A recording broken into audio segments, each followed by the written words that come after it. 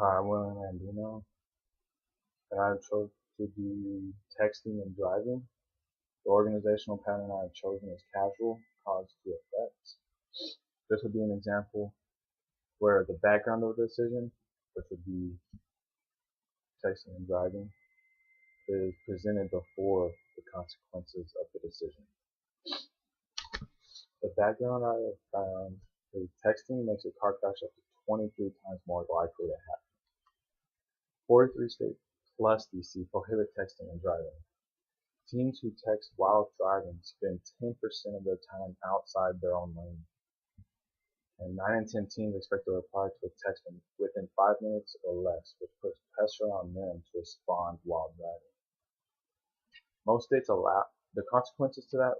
Most states allow law enforcement to issue drivers tickets for texting and driving if they get caught doing that. Many states give huge fines and/or jail time for behind the wheel texting that leads to serious injury or death. So if you're texting and driving and you happen to hit some lady, but you were they find out that you were texting, then you could be facing a pretty big fine and more than likely jail time. Uh, if you were pulled over, the license can be suspended if the drivers incurs too many points for texting and driving. This this happens when, say, you get pulled over for texting and driving.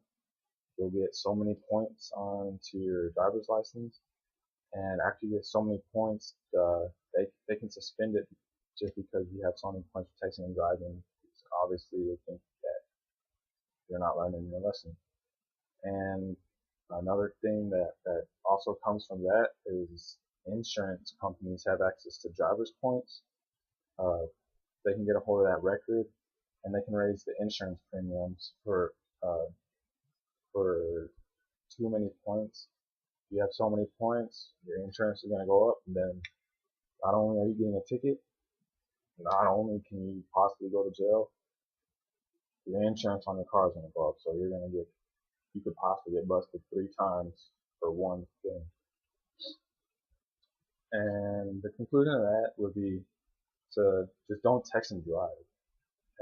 Texting, when you text and drive, not only are you putting yourself at risk, but if you have anyone else in the vehicle, you're also putting their lives at risk. They're not even the ones texting and driving. They're just in their back seat, just chilling. And if you wreck and they die, it's your fault. But they didn't die because it was their fault. Texting can wait until after you get done driving, because it might suck that you might be embarrassed or whatever because you didn't reply in 5 minutes, but really you're just saving lives. It doesn't seem like it, but if you were to look down on your phone, you could just easily get into the other lane and hit another car. Boom, there could go a life, which again, you get those penalties.